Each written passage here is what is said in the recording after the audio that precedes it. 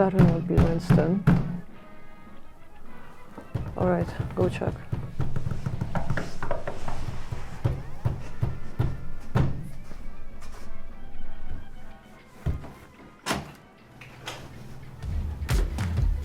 Cute ears. Fucking freak.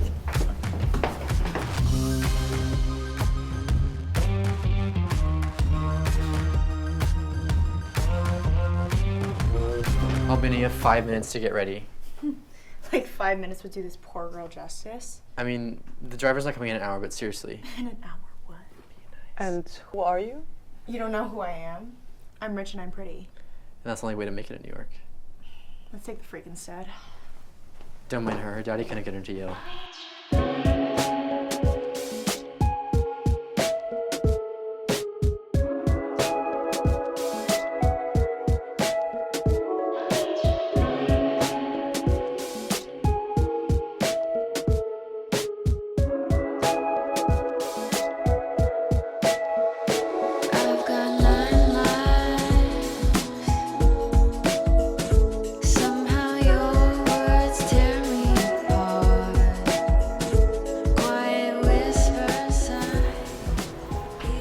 So how often do you guys come shopping? Every day. Every day? Yes. And what do you buy? What don't I buy? Do you want to pick an outfit for me? Yes, let's do it. So, Are you guys paying? Yeah, of course. Okay, I love that. Then let's go to Laura Piana. I think some Celine would do Celine her is good. cute. You're giving Celine, girl. Okay. Let's. Okay, tell me, what do you hate about my outfit the most right The now? logos. But there is just one logo. I mean, there's like a million, babe. Like. Okay, enough of bullying me. Just show me what I should wear. Okay. We'll give you this. Okay. I think a big blazer. A big blazer. This is more like. This is a little more conservative, I feel. I think she needs conservative. I think that'd be good. I like the Republican look. She needs heels. Save me, Donald Trump. I don't know. Please save me, Donald Trump, I like please. I like it. But she needs trousers. It gives me funeral vibes. Well, you always dress like a funeral every day you're Yeah. here. Black is like my favorite dress code. Wait, can you teach me how to do a model walk? Yeah, I got you. Let me see what What am I working with? Oh, okay, that's something. I love the hands. So, yeah, you would definitely not even get past the casting director with that. Show me how to do it first. Okay, so we want to be more casual. Sorry, So- guys, I'm sorry, excuse us. May I help you all? What's happening? Oh, Just filming? there was so much talk that these two run New York, and guess what? They just got kicked out. From Bergdorf, where they go every day. Yeah. Well, okay. To be fair, this was the women's store, and this is on Linda. I don't come here. I go to this one. Do you want to try that one? Winston, Linda, looking at you, it's almost impossible to believe that you're just 19 years old, sophomores at NYU. So how come you're in New York, and where are you from originally? We're both actually from Orange County, California, and I guess what brought me to New York was really just wanting to be at the center of fashion and filmmaking, and this is definitely where everything is happening. And I think New York is the best place to live when we're in our Yeah. early 20s. It's like, it's the place to be. It's the epicenter of everything. I wanted to come here to expand my network and just eventually make it to the top. You're a model, and you're a business owner, but what are your majors? So I'm majoring in film and TV. It's my first year. Yeah. Same, I'm first year too, going to my second. I'm majoring in hospitality at NYU. Are your parents paying for your university? Yes. Yeah. They are, okay. Fully.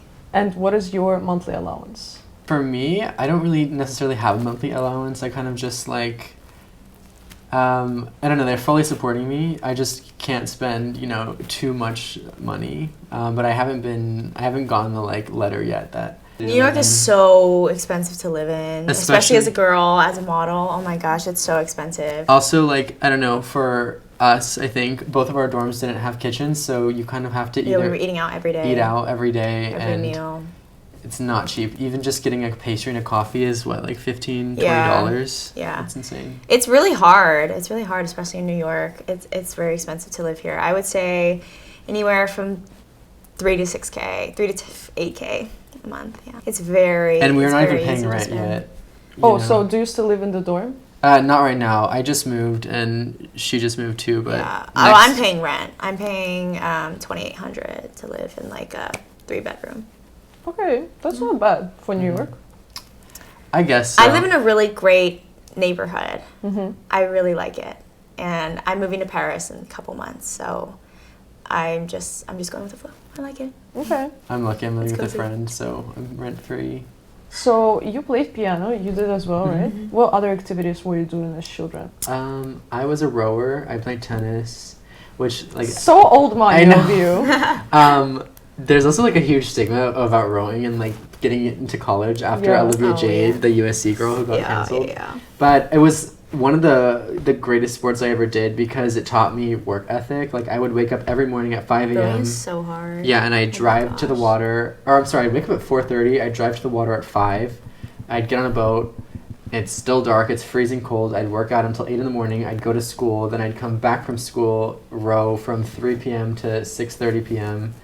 And then I'd have to do my homework and just sleep. And you know, I felt like I was working like a 9 to 5 because I was just Yeah. busy all the time and I was so exhausted. And it taught me, you know, teamwork and everything. So I definitely recommend doing that kind of sport. I know it's like not accessible to everybody, but it definitely taught me a lot. It really upsets me how inaccessible it is to do all of those activities because So expensive. it's Yeah. insane. My older sister, she has 3 children right now, and she tells me the prices for private classes for piano or even to send kids to do some sports, it's so expensive. It's so expensive. It's so And expensive. I remember my piano lessons, I thought they were like expensive because it was like $1 a minute and I'd have hour Yeah, lessons. same. But compared to like what I hear my friends are getting charged, like $120 an hour is insane to learn piano. And you know, it's something you really need to do at least 1 to like 3 times a week. And if you're spending like $120 3 times a Every week, time. plus tennis lessons are about $100 an hour, plus rowing costs $5,000 per season to do. You have to buy equipment, you have to donate for a boat. Like at the end of the day, like all of these hobbies are racking up so much money. Yeah, and it's way harder to get into universities when you don't have this background. This is Yeah. so true. Yeah. I think about this all the time. If I wasn't at a private school doing all of these niche things, I feel like you have to cure cancer now to get into an Ivy League. It's like ridiculous.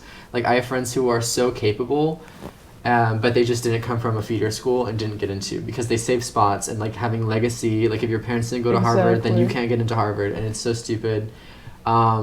There's just this barrier that is so unfair, but I guess that's just how the world works. I was recently listening to this podcast on how universities select rich kids without really asking about how much you're making.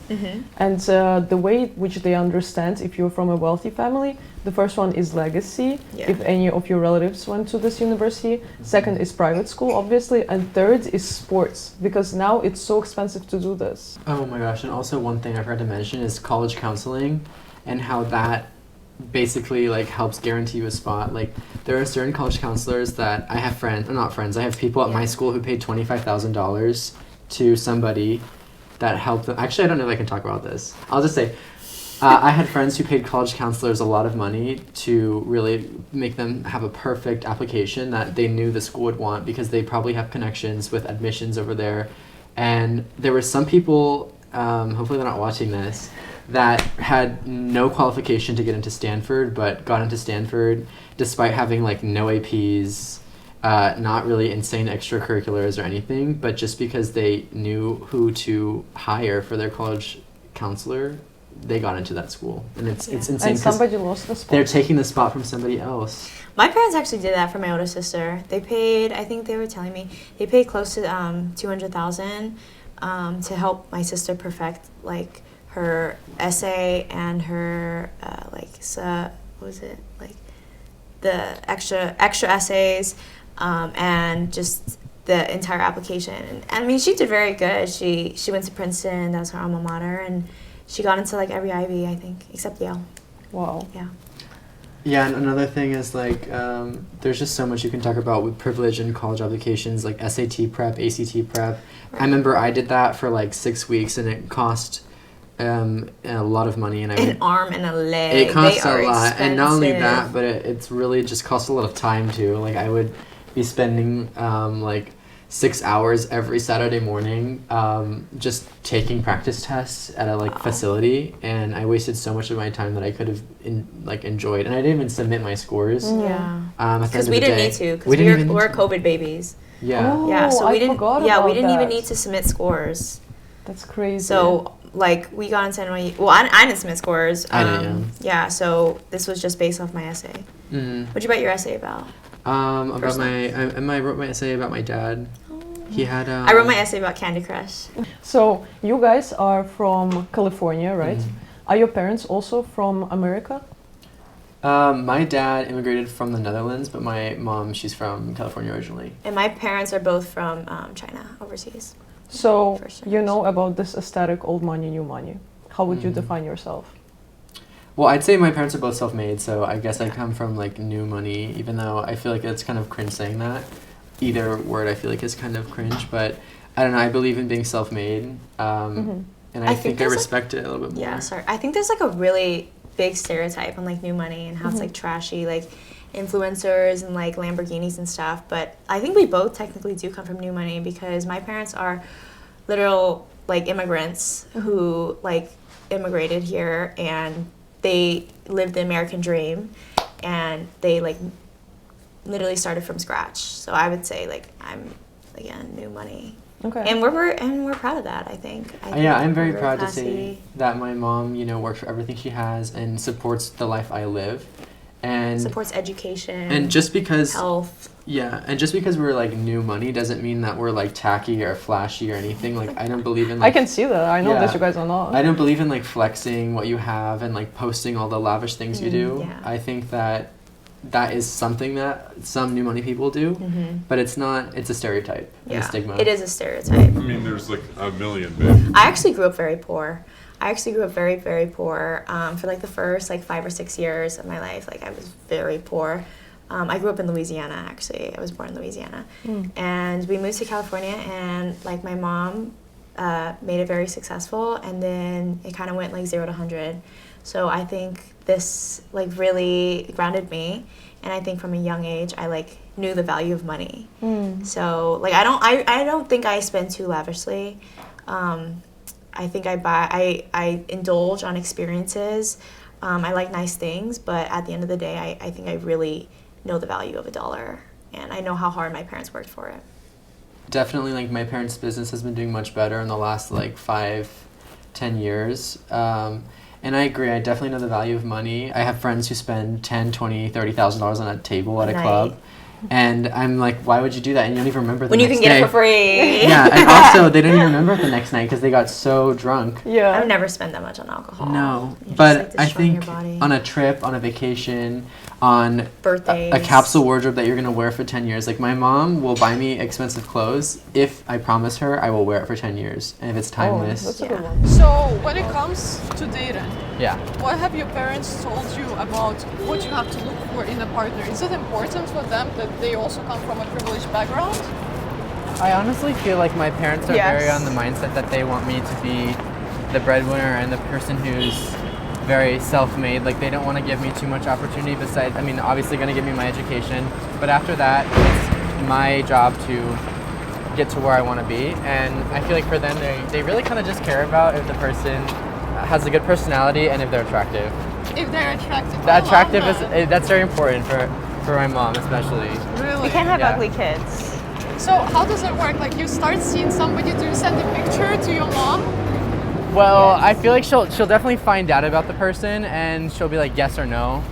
What if she says no? Do you break up with that person? Well, I would just try and convince her, but usually she's very, very stubborn and is Okay. and then if I introduce them to her, then maybe she'll decide that they're worthy. I don't know. My mom is hard to please. She's definitely a very she knows what she wants. And she knows what she wants for you. She does. And what about you, Linda? I can't date. Focus on yourself. You can't date until marriage or how? Yeah. Really? Yeah. When do you want to be married? 26. Okay. I almost passed that mark. It's okay. I have 1 month left to get I want to We'll be a find young you someone mom. right now. You wouldn't date anybody outside of your financial circle. Is that true? Yeah, it is. Like I do believe me as a person, I want to date someone equally as successful because ambition and drive is very important to me. And even though my mom majorly makes more than money, my dad still is very successful in his own ways. My dad got his master's in the States. He graduated like top of his class at like a Ivy League equivalent in China. He grew up in a household with 8 siblings without a roof in rural China. And yeah, he's a great father, and he's provided me a lot, he's taught me a lot, and he's protected me. You know, each person brings something different in a relationship. I do think it's important to date someone who has drive and ambition, but that doesn't equivalent to wealth. You know, you can date somebody who is an artist and is amazing and talented at what they do, but they're just not, you know, popular, or they're not selling their work, because it's very hard, especially when you're working in the arts, to make a lot of money and be successful. And it's a leap, you know, of faith into, I don't know, for me at least, like I don't know what my career will be like in 5-10 years from now. I could either make it or I could not make it. So when you meet people for the first time, what is the first thing you notice about them? And what is important for you? Notice, well, one, their face, if Okay. they're attractive. 2, what they're wearing. And then, you know, I'll approach them, or they'll approach me. We'll have a conversation, and you can tell if somebody's like, you know, how they hold themselves, if they're educated or not. It's like a whole thing. Do you approach people first often, or? Not often. I'm usually introduced to people. Like people, I have mutual friends who introduce me to their friends because they, I don't know, that's the best thing about having a good network, is that people will always introduce you to their friends. And I don't know, that's how I've met most of my friends personally. That's nice. Cheers, guys. Thank you for coming. Of course. This is so good. His head hurts when he drinks. He doesn't like to be touched. I feel like he likes Linda more though. Maybe. Oh, some chemistry is happening there. It's like a meeting call. I'd say art fairs are a really good place to meet people. Auctions, gallery openings. Tonight. So a Yeah. lot of people don't know how to get in there, right? So can you talk about this? I guess the entry level of getting into there is making friends from colleges who are like studying stuff like Parsons, for example, is a school of fashion. And a lot of people who go to that school get invited to Fashion Week. And at Fashion Week, you can meet people who are like, for example, models, produce, all these types of people, hair and makeup. And then that's how you get an invite to the next one. And then they'll be like, oh, come with me to a gallery opening. And the gallery opening, you'll meet people who invite you to more and more and more, and eventually do that. Another route is you can get a promoter. It's definitely not as an amazing route because promoters do treat people as if they're like, they objectify you a lot. But to something like a club, you don't need a promoter if you're attractive. It's all about who you know. If you want to go to gallery openings and you want to go to auctions, art auctions, like immerse yourself in the world of art. Like if you want to go to fashion shows, immerse yourself in the world of fashion, like climb your way up, be able to talk to people, be friends with everyone. And then slowly you'll, you know, I mean, it is an exclusive world. You know, that's the thing. Like it's not meant for everyone. It's not meant to be accessible. So you're going to have to play the game. Do you guys know what your parents do for work? My mom's in the hospitality industry, specifically travel, like an OTA. And I don't know what my dad does, but I'm assuming real estate. Okay. My parents both own art galleries and are jewelers as well. I definitely know what they do. It's a super fun job, and I really appreciated growing up, you know, around that world because it educated me in art, in the value of precious objects. And when I, you know, meet people or go to art gallery openings, like I have a lot of experience and I know what I'm talking about because I've just been surrounded and immersed in it all my life. And also really, you know, I think that's why I'm in film and why I'm so creative is because I've, you know, always just been around. You grew up around it. Yeah, art. Yeah. And it's super, super cool. And I think that's definitely a thing a lot of privileged people do is like they go to auctions and art gallery openings and I don't know, events. My mom runs the company. She's a great saleswoman, has the best advice, and really has given me so much life advice and life lessons. And I really look up to her, and I think it's amazing to have like a female figure in your life who is the person of like power, I guess, the person who's supporting the family, because it breaks those like gender stereotypes that a man needs to be the supporter and a man needs to be making all the money and taking care of everything. And I grew up with my dad being more the person who like took me to school and, you know, cooked for me and all that. Okay. Yeah. My dad was like the house husband. It's quite an interesting dynamic, and I'm glad I grew up like that because my mom is very hardworking and she's probably who I look up to the most. So we just have like more freedom to like do what we want, and we know like if things don't work out, like we have like the net, you know, we have a safety net, and we have parental backup. Like a lot of my friends will have their parents fund their first business, their first, like invest in them, and I think that's great that you can do that for your kid. Like, and same for me. Fortunately, like my parents invest a lot in me, in my education. I went to private school, and now I'm like at New York University, private university, and yeah, I'm going to Paris in a couple months, and you know, these are just like opportunities that not everyone has, you know, and we know that. Clearly, both of you, on top of having wealth privilege, you also have pretty privilege. I appreciate it. A lot of people hear about this, but how does it actually feel?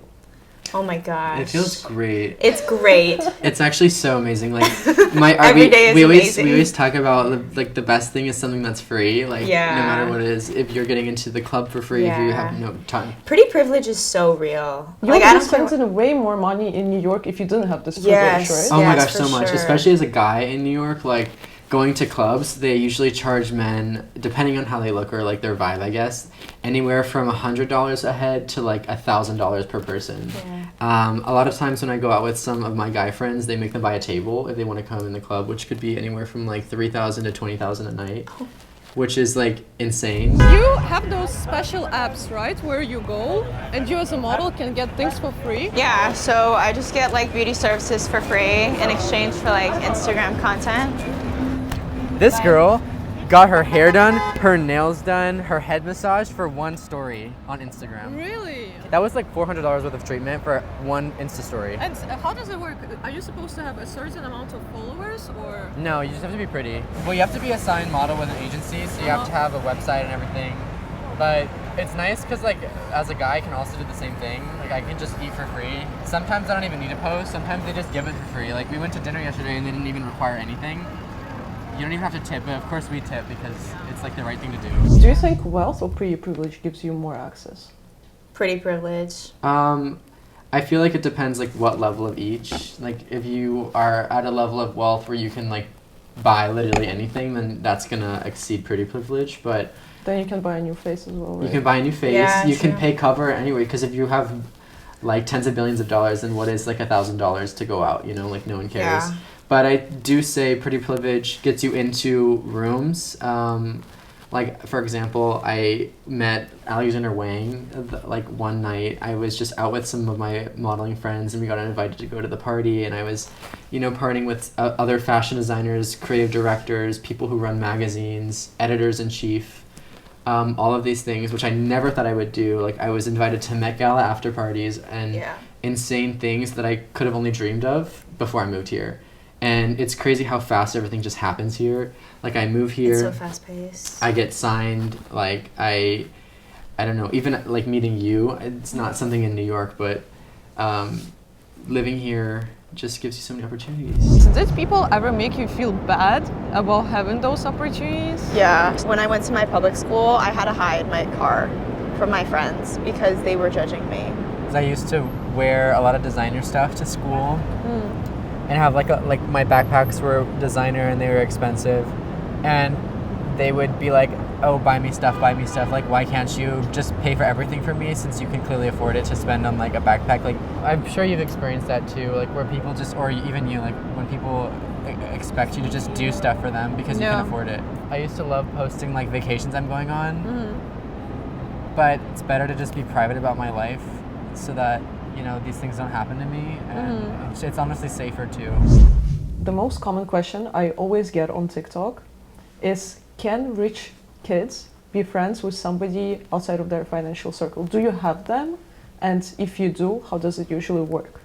I definitely do. I mean, I grew up kind of poor, so I do have a lot of friends in like lower financial levels, and I think it's fine. You know, I think I'm very grounded, and I'm very passionate about a lot of different things. I love traveling the world. I mean, I just did a solo trip to Italy a couple months ago, and I stayed in hostels, and I met literally the most incredible people from all around the world, and like they're incredible people, and like, you know, I wouldn't trade that for a world. You know, I don't think friendship should be based on like monetary status or like what people can do for you. It definitely shouldn't, but let's be real. We live in a bubble, because if you go to private schools, the chances of you even meeting people from different financial backgrounds are very low.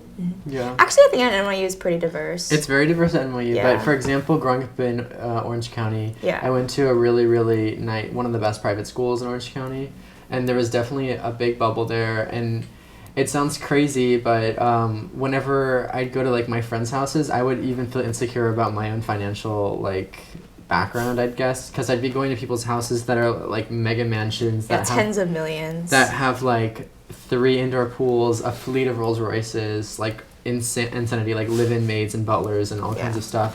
And I'd be like, wow, like this is really extravagant, and I'm embarrassed, you know, to even come here. And it sounds so ridiculous, because I feel like I find my friends based on like talent and education, and if they're personable, not on like who has the most money. Like, that's ridiculous. Yeah. Have your parents ever tried to hide their wealth from you? Yeah. Definitely. Yeah. Oh How my was God. it? They tried hiding houses, cars. I don't know. I think it was like their attempt to keep me humble. I think it really worked. I really like how my parents raised me. I feel like they raised me to be like respectful and humble, And to not, know like the value of money. and not to expect value. too much out of people, especially in friendships. Like, they shouldn't be transactional. So you said that after university, your parents would actually cut you off. Do you believe it, or are they just threatening you? To some extent, I believe it, because my sister's 10 years older than me, and when she graduated, they still supported her a little bit. But I feel like they really want me to be able to support myself. And I also have the drive and work ethic that I've proven to them that I probably will be able to support myself. Like, I've started doing internships this summer. Next summer, I plan on working a full job where I'll be paid. And then hopefully I'll have a job right out of college. Because I wanna be able to support myself. I don't want... Right. I mean, they've done already so much for me. They're paying for an education and something I'm passionate about, and they're excited about my passions and willing to pay the NYU tuition, which is not cheap at all. Like, it's going to be costing a house by the time I'm like graduated. So I don't really want to cause them any more stress or any financial burdens, and I rather just support myself. And if I need help along the way, I want to be able to pay them back. Yeah.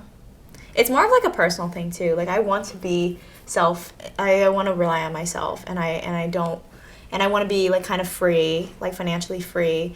And I don't want to like, you know, be that child to like kind of have to ask my parents for stuff. Yeah, for sure. Yeah, I mean, like, why not? I mean, there's a lot of time, and I think we're both like very driven. I think like being able to be self-sufficient is like one of the greatest. It's like, so privileges. liberating. Yeah, it's so liberating. I'm sure both of you guys are way smarter and more motivated than I am. But when I graduated university, my parents never told me that they would cut me off, but I myself really wanted to start making my own money. Exactly. So my first salary back then was $75,000. It was 2019. And I was like, oh, let's go. This is so much. Then I realized that there are taxes, and then I moved to Boston, and the apartments which I liked were more than $3,000. And when I called my parents prior to finding out how much everything is, I called them and I was like, I'm taking everything back. I still need your support. And they never shamed me for this. And the thing is, because they were the ones who introduced me to this lifestyle, Right. they can't really blame me for wanting to keep it up. So my parents kept on supporting me for the next 3 years. Then my salary was over $200,000, and then I decided that I'm gonna quit my job and start this media production. And right now I am 26, and my parents are completely sponsoring all of this. I say all this that I want to be self-sufficient by the time I'm 22, but that's really not realistic Yeah, because that's not terrible. it's so much easier said than done. But by the time like taxes and everything come through, like 75,000 becomes like 40,000 becomes Yeah. like nothing. You're in debt now because you paid for your apartment. And in New York, it's not. And especially in New York, which is probably more expensive than Boston, I assume. It is. Really hard. Yeah, like I have friends who work multiple jobs to just, you know, pay their rent and to just like be able to stay afloat.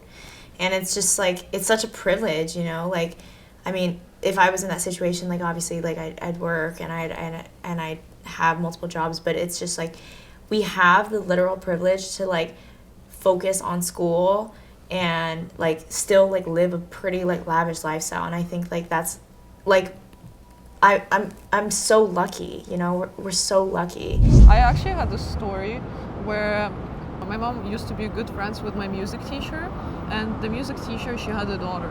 And one time they invited them over to our house, and the girl started crying when she saw our house. Really? Yeah, and I felt so fucking bad because like she was having such a great time at our place, and then when she had to leave, she told me, and I was a child myself, she's like, you don't understand where I'm coming back. And I was like, holy shit, that was actually the moment when I understood how privileged I am. Because when you live in this bubble, you think that you go to your friend's house, you stay over, right? And you think that all of them are living this life, and then you see something completely different, and it makes you really question many things. So how did your parents' ambition and privilege shaped how you see your future? I want to literally create generational wealth. I don't know, it's just like from a young age, I just knew I was like something special. You are? Well, I feel like my parents are just both really driven, and I kind of want to take something from each of them. My mom is very good at like selling, and she's very personable and good at talking to people. And my dad, you know, is very educated and spends a lot of time and really values education. And he's always educating himself, and that's something I really appreciate. So I feel like both of their approaches to success really have shaped what I value. You know, I try and learn something new all the time. I like talking to strangers and, you know, meeting as many people as I can and learning from them. And I love having like small little hobbies. Like I also play the piano, and I immerse myself in all types of different art forms, from painting to composing music. And they definitely expect me to be self-sufficient, and I want to give back to them one day and do something special for them, whether it's like buying them their own like house somewhere else, giving them children. I know they really want children. They want them so badly from me and my sister. I think that'd be the greatest gift to give them. What's your ideal job? What is the modeling job you really want to get? Well, I want to model so I can network on a higher level with people in the creative industry because I'm a filmmaker and I want to work in film and fashion filmmaking. I'm not comparing myself to other models because it's not my main thing I'm doing. It's just something I do on the side to meet cool people and have fun. My dream job is to own a doggy store A doggy store? and a flower shop. A dog store? Like that sells dogs? I sell dogs' clothes. I was like, I don't know if selling dogs is like ethical. So how do you find mentors? Because it's so important to talk about this, because what helped me within my career is just having the right mentors. But I think a lot of rich kids just think that they don't need it, which in my opinion is such a huge mistake. No, yeah, mentors are so important. I'm obviously really young, like you have a lot more life experience than I do. Not in a bad way, not in a bad way. But, I mean, you have a few years on me. Winston is 19, by the way, guys. I'm 19. I'm 20. I'm gonna say I'm 20 by the time it comes out. I met my mentors through a program, and I don't know, they always are offering me work and stuff because they know that I'll answer a call and I'll be there for them, and I'll cancel something that's like less important. Like let's say I have a dinner that just with a friend, I'll be like, well, I can reschedule that, but I can't reschedule when he needs help. So I prioritize things that are more important and therefore get better opportunities. Yeah, that's really cool.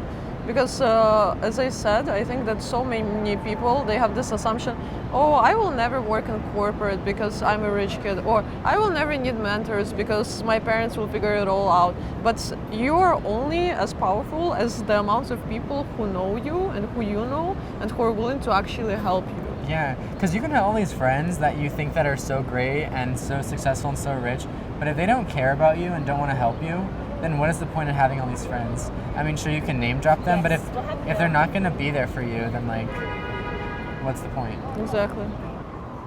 Smooth with it. Thank you for lunch. Thank you.